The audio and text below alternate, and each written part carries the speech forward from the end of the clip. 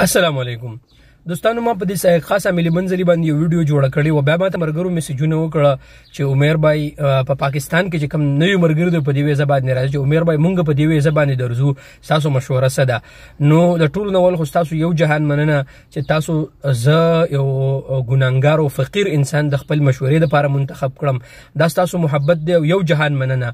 نو چونکه تاسو مشوره وغوښته نو زه به تاسو ته هغه لار درخم چې په هغې کې تاسو نقصان نه کیږي او تاسو پکې فایده وي.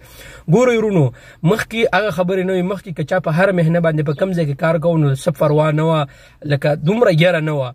اوس اصل کې مسله څه ده ورونو؟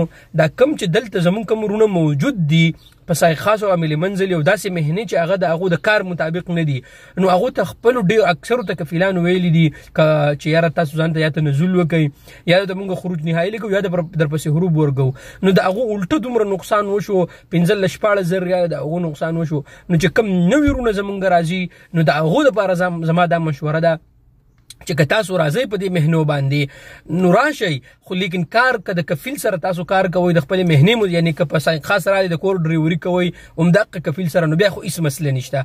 کاملي منځلي رالی په کور کې د کفیل سره خدمت کوي بیا خو هېڅ مسله نشته. که طباخ منځلي رالی کاملي مزر رالی په مزر کې کار کوئ د خپل کفیل سره بیا خو هېڅ قسمه مسله نشته.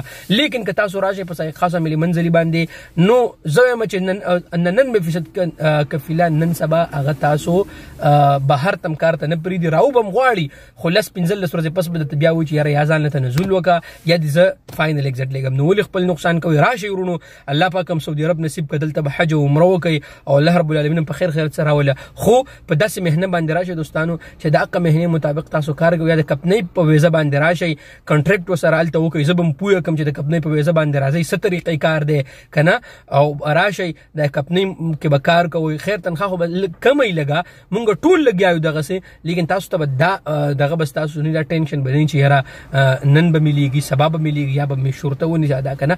نو راشئ د مهنې مطابق راشئ.